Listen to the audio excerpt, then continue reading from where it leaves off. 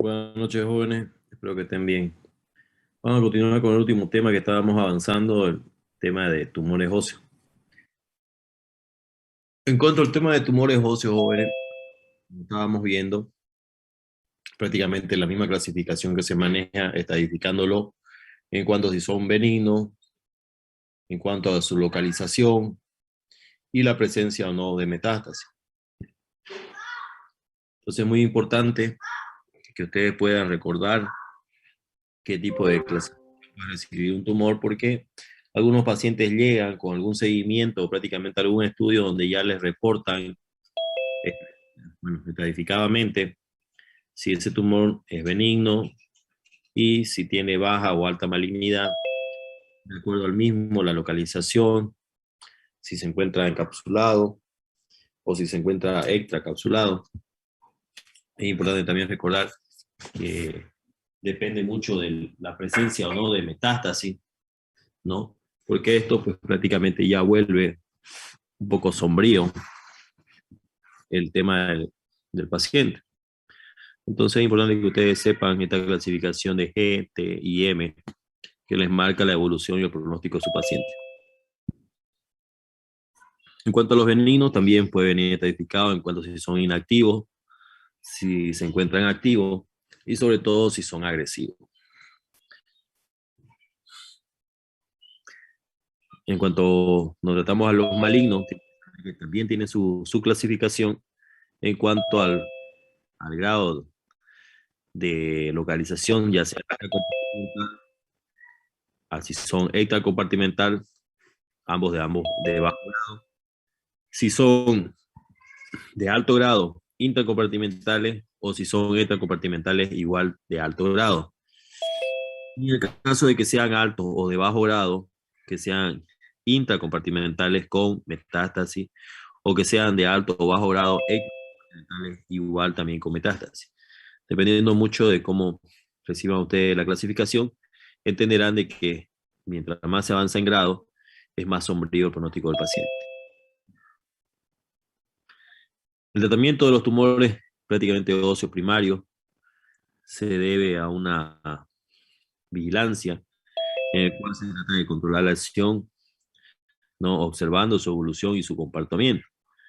Hay que ver el dolor, el crecimiento, los lógicos que pueden existir, y simplemente como dice la atención vigilada, es tener una conducta expectante, viendo la evolución del mismo, ¿no? Con controles periódicos. Generalmente se puede hacer esta atención vigilada en tumores que son benignos, que se encuentran activos, ¿no? Por ejemplo, los defectos fibroso cortical, que ustedes recordarán son los pseudotumores, el osteomastoide, que no es doloroso, ¿ya? Aunque muchas veces puede pasar con sintomatología, doler, y esto lleva a que tendrían que eliminarlo, en este caso extirparlo, aunque tenga la clasificación de ser benigno.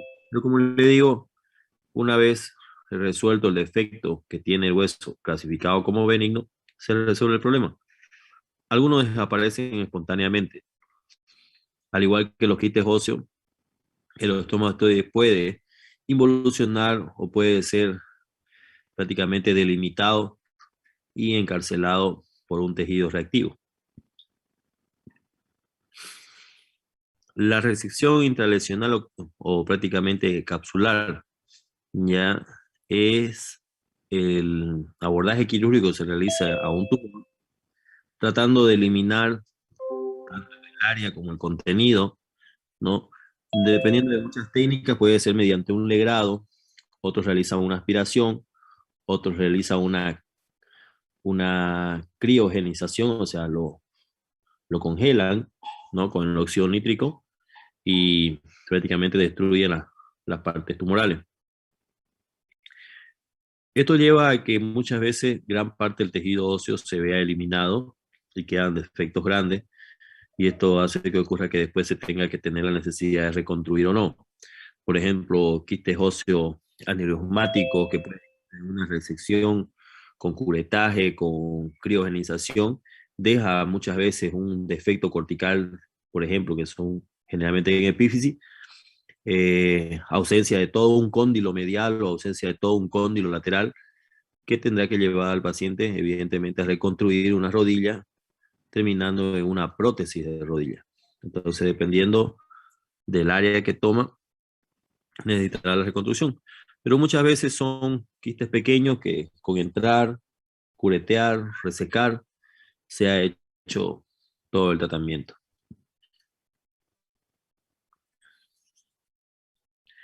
Existen diferentes técnicas, como les mencionaba, de realizar un curetaje, una aspiración, una criogenización.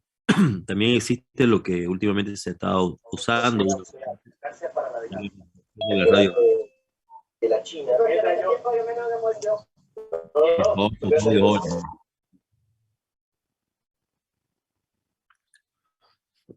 Entonces, la radioablación consiste en, al igual que se hace un cateterismo cardíaco, en introducir una sonda a través de fluorescencia y llegar prácticamente a la zona del tumor.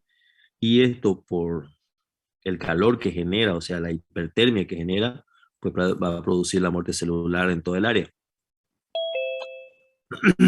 Generalmente se lo utiliza en tumores benignos como el osteoma osteoide, el condroblastoma, o en lesiones metastásicas, evidentemente bajo control de ya sea una tomografía o ya sea a través del control de un fluoroscopio, ¿no? Que le pueda orientar hacia la lesión. Dependiendo mucho del poder de resolución de la unidad donde se encuentre el paciente, existe esta misma técnica de la radioablación, ¿ya?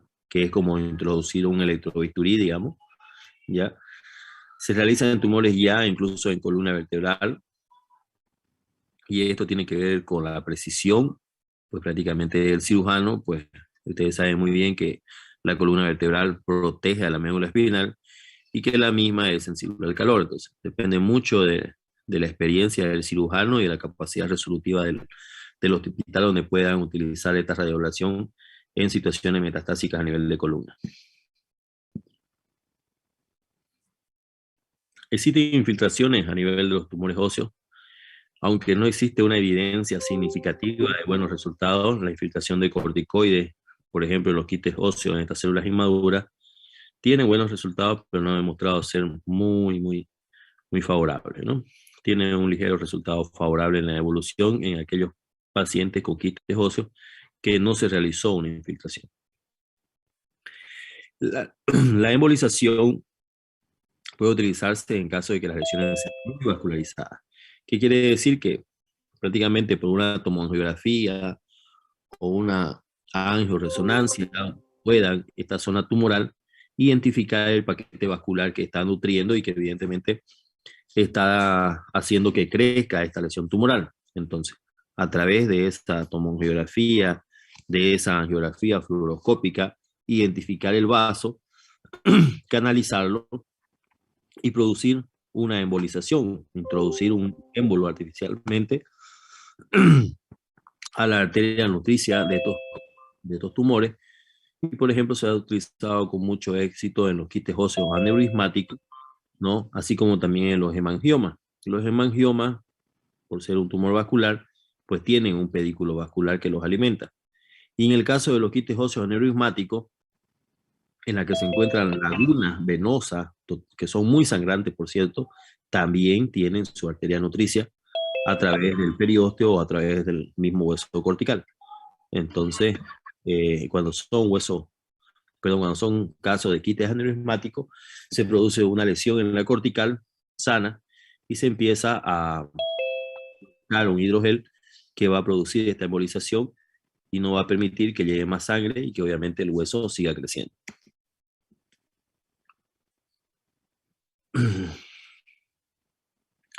La resección marginal se realiza justamente sobre el límite del tumor, ya por fuera de la cápsula, y generalmente se determina la zona reactiva, que generalmente se encuentra a 1 o 2 centímetros de toda la zona lesional, y está indicado realizar esta resección marginal en tumores benignos activos, como por ejemplo los otocondromas, y en algunos casos que puedan ser intermedios o agresivos o malignos, pero de un bajo grado. Por ejemplo, en el caso de los tumores de células gigantes o con el caso de los condrosarcomas de bajo grado de malignidad. Entonces, dependiendo del grado de malignidad, pueden ustedes realizar esta resección marginal hasta la zona reactiva, ¿no? Para tratar este tipo de lesiones. Y en el caso de tumores malignos, determinar si son de bajo o alto grado para decidir la conducta quirúrgica. En el caso de la resección ampliada y no marginal, la resección ampliada es aquella que se extiende más allá de prácticamente los bordes del tumor, mínimo 2 centímetros. Si la marginal se hacía hasta 2 centímetros, esta tiene que ser mínimo 2 centímetros. Quiero decir que no menos de 2 centímetros para ser una ampliada. Ahora, es importante delimitar bien los márgenes del tumor con una resonancia magnética. Ya veían ustedes que la resonancia magnética te da muy bien la zona de invasión a partes blandas, ¿no? Entonces, mediante una resonancia magnética es delimitar los márgenes del tumor.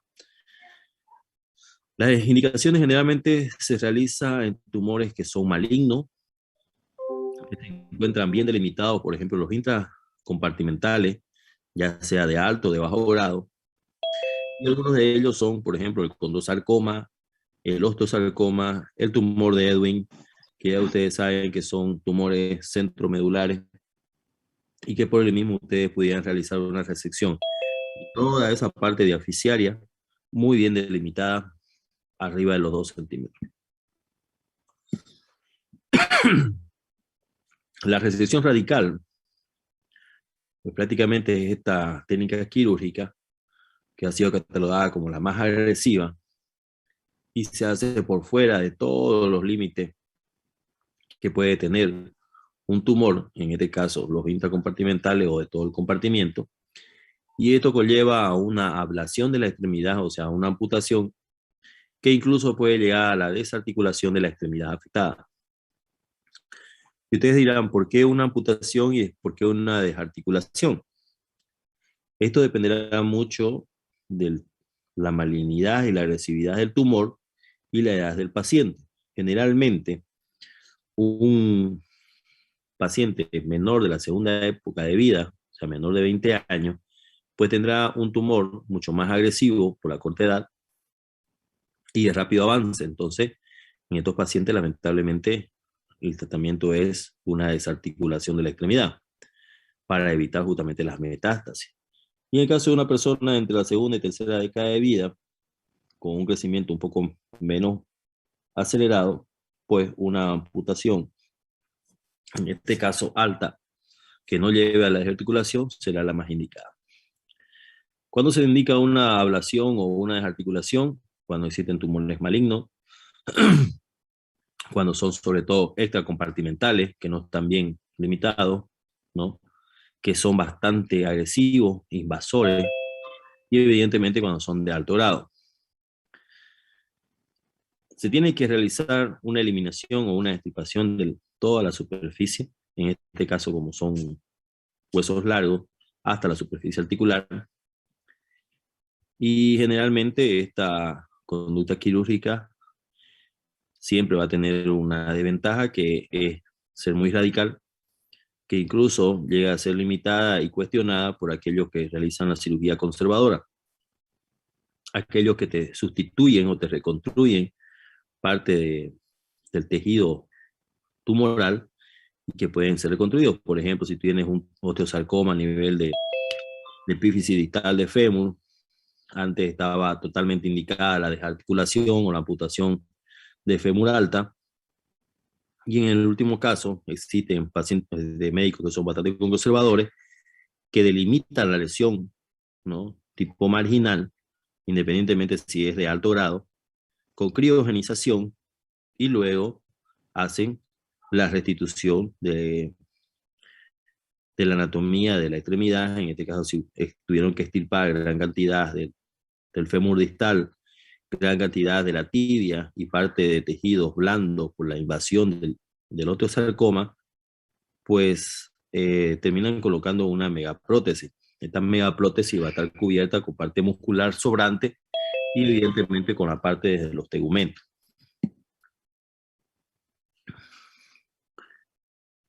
Uno de los advenimientos de la cirugía, tanto traumatológica como ortopédica, fue evidentemente la oncología ortopédica, ¿no? Pero también entra la cirugía de reconstrucción. En este caso, la reconstrucción se realiza generalmente con diferentes tejidos, ya sea injertos óseos, la mayoría provenientes de cadáveres, ¿no? Cadáveres que son jóvenes, que son menores de 40 años, que han sido tratados y que evidentemente tienen procesos de conservación, por ejemplo, que son conservados a menos 80 grados Celsius, que fueron congelados a través de nitrógeno líquido. Entonces, como usted ve en la reconstrucción, generalmente vamos terminando en una técnica quirúrgica de aloinjerto, colocando prácticamente tejido donado de un cadáver. Dependiendo también del defecto que vayan a reconstruir, hay injertos que pueden ser denominados injertos intercalares, ¿no? O injertos osteoarticulares. En el caso de los intercalares, pues prácticamente es un extremo y otro extremo del hueso reseccionado, en lo cual te produce un segmento. O sea, este déficit segmentario te necesitará un injerto intercalar. Pero en el caso de que tenga parte ósea y parte articular, pues se sustituirá ese segmento óseo extirpado junto a la parte articular, pues evidentemente tuviera que hacer un injerto osteoarticular y generalmente se deben conservar todo lo que son los ligamentos, la cápsula, tendones, o sea, todo el aparato biomecánico estabilizador de la articulación. Pero la parte articular y superficie articular, pues evidentemente será restituida.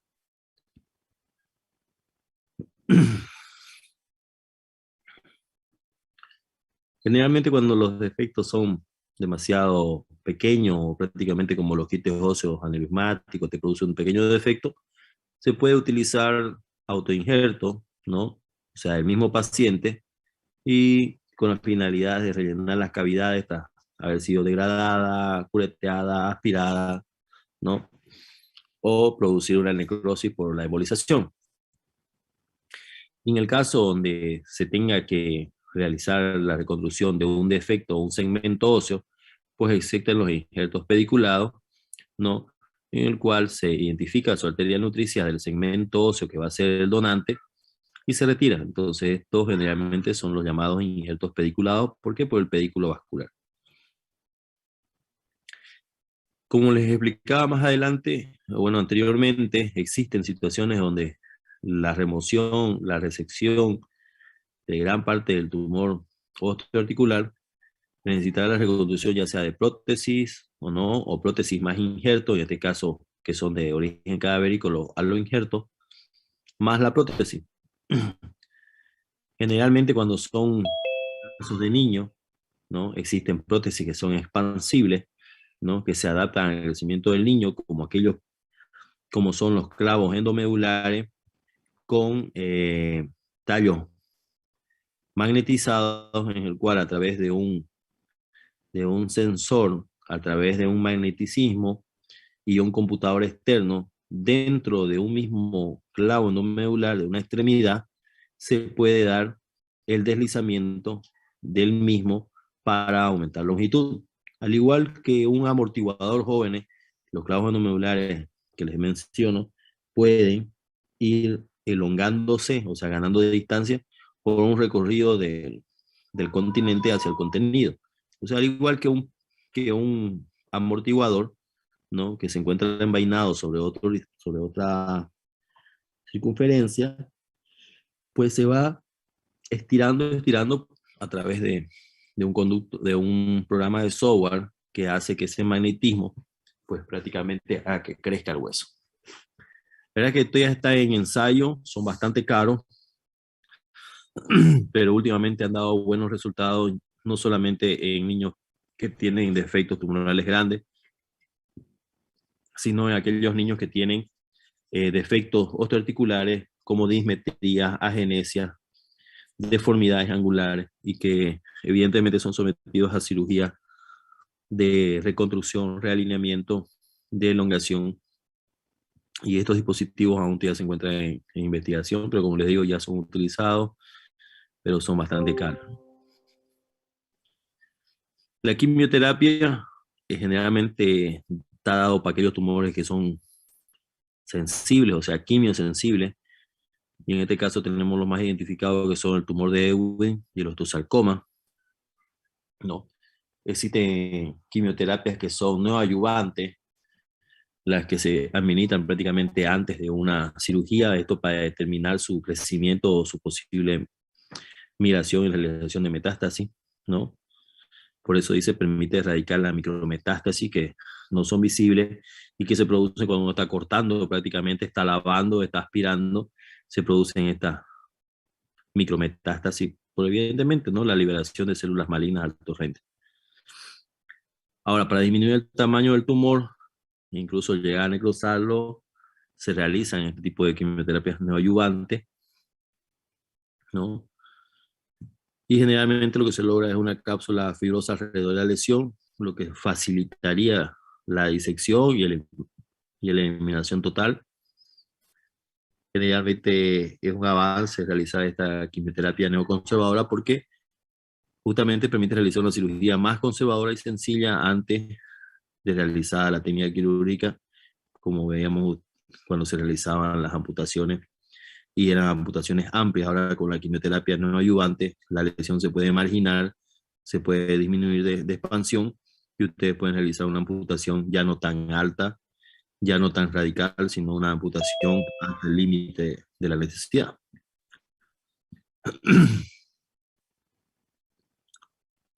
Generalmente la quimioterapia coadyuvante o no ayudante, ¿no?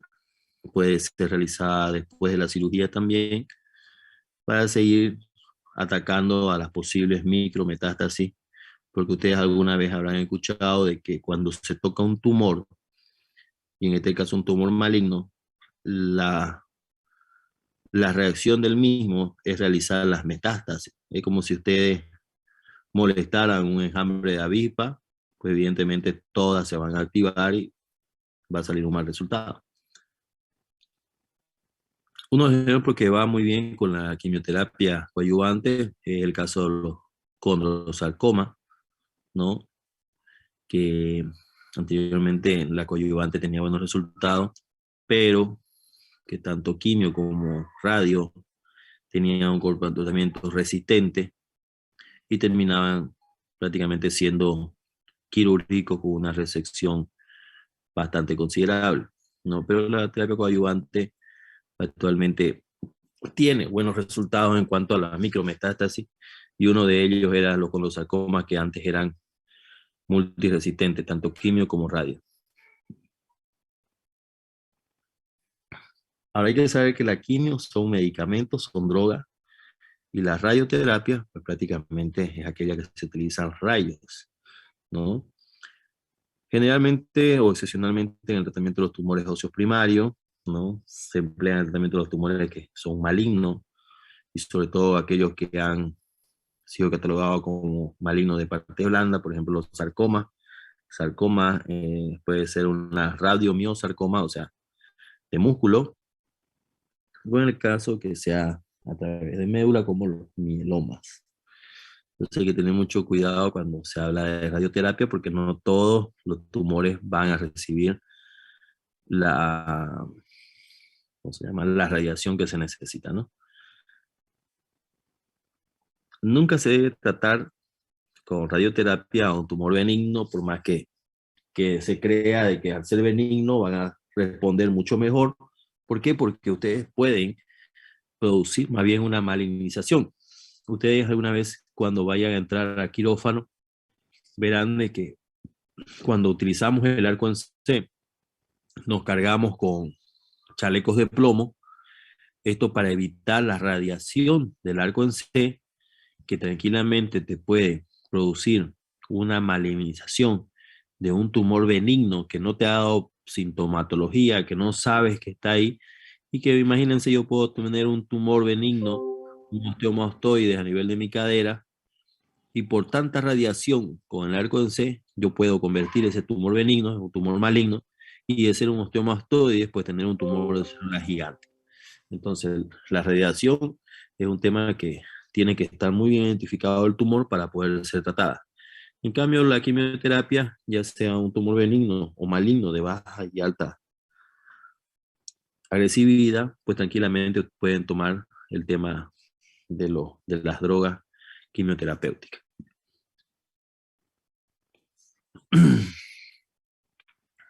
Gracias a Dios, prácticamente uno de los tumores muy agresivos, como el tumor de Ewing, es radiosensible. Entonces, generalmente se puede utilizar tanto la quimio como la radioterapia para tratar de disminuir y prevenir la metástasis que puede ocasionar con este tumor de Ewing. Clásicamente se los trataba con radioterapia, no se sometía al paciente a estas drogas,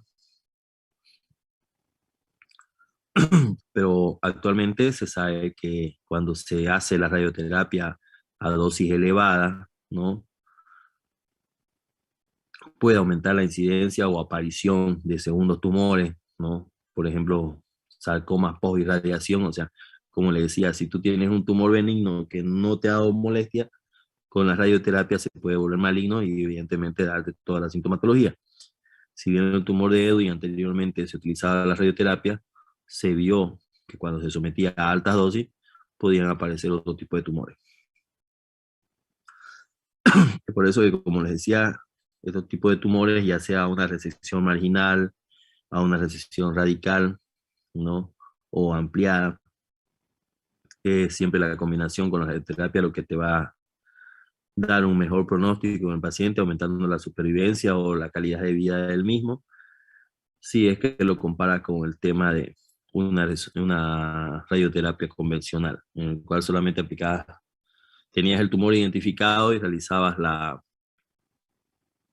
radioterapia, te aparecían nuevos tumores, pero cuando realizabas la cirugía, eliminabas el problema y realizabas la radioterapia, pues el pronóstico y esperanza de vida del paciente se aumentaba.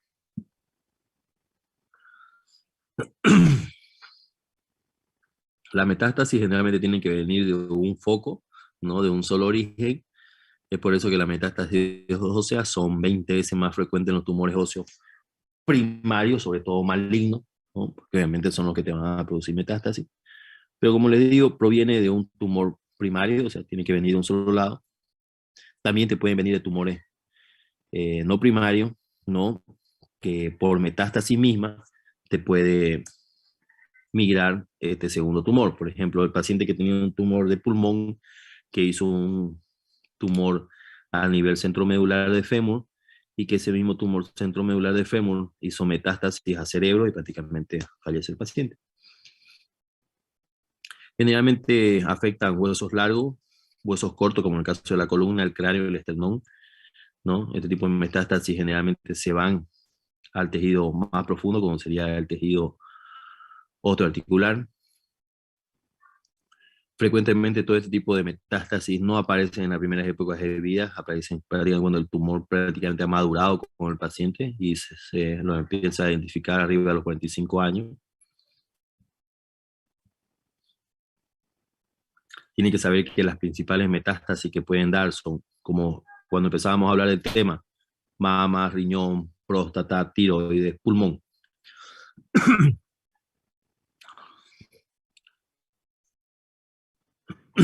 Vamos a ver cuánto nos falta para poder... ¿Qué acabamos? Bueno, ya, creo que acabamos. Generalmente también hablamos de la localización.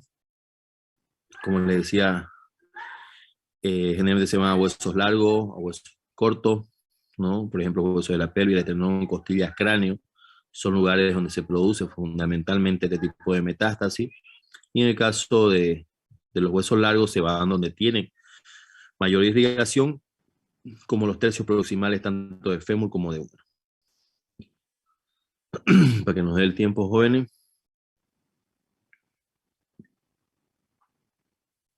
Bueno. La clínica de un tumor prácticamente un tumor maligno, generalmente es el dolor, la incapacidad funcional, ¿no? Ante cualquier dolor localizado en el esqueleto a partir de los 45 años, primero debe descartarse que sea una lesión metastásica.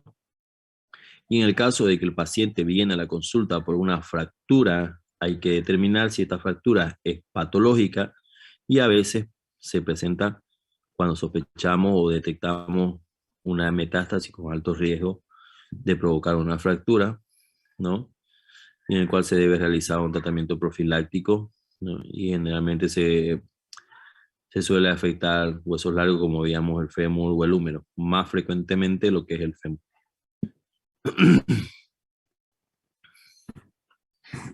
Bueno, en el caso de que sean metástasis a cuerpos vertebrales, la destrucción del cuerpo vertebral con compresión a nivel de lo que sería el conducto medular, haciendo una compresión meloradicular, ¿no? Generalmente vienen a ser el primer síntoma de un tumor primario maligno. Generalmente la identificación de un proceso tumoral metastásico viene de un proceso de mucha exploración, ¿no? Identificando los antecedentes del paciente, ya hasta encontrar el tumor primario y poder realizar una biopsia de la metástasis.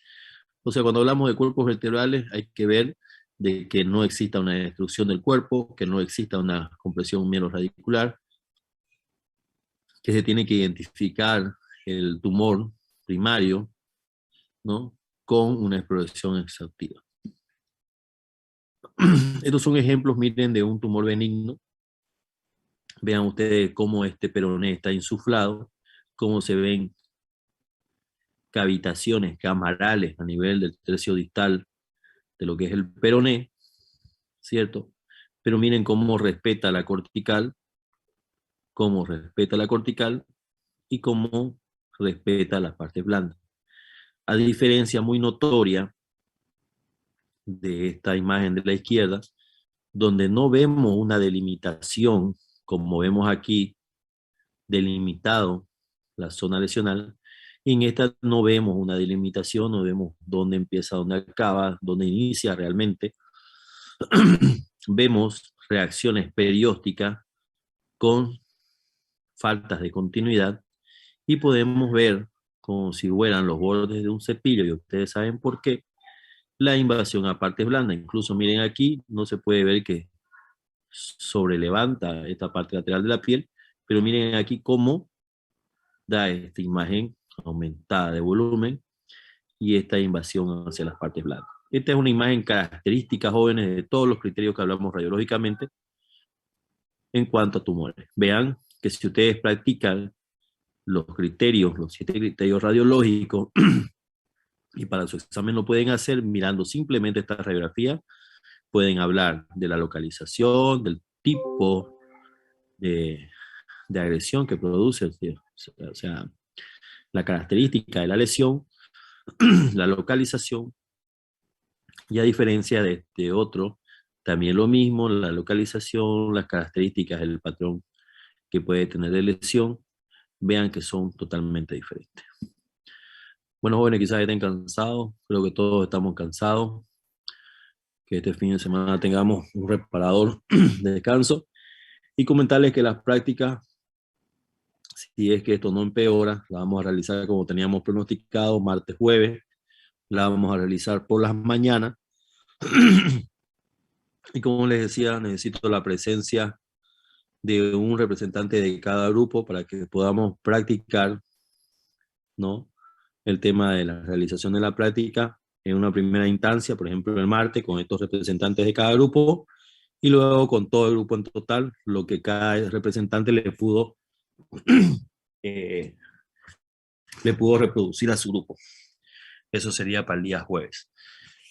Martes, jueves, jóvenes, por favor traten de eliminar todo compromiso durante la mañana para que podamos realizar la práctica. Bueno, jóvenes, que tengan buenas noches. El tema se los paso en unos minutos. Doctor, una consulta. ¿Sí? ¿A qué hora es la reunión, la práctica? El martes, jóvenes, no se comprometan, por favor, durante la mañana, entre 8 y 10 de la mañana, no se comprometan, ¿ya? Ya, doctor, gracias. Buenas noches. Y nos vamos a ver en la Caja Nacional. Un representante de cada grupo. Bueno, que tengan buenas noches.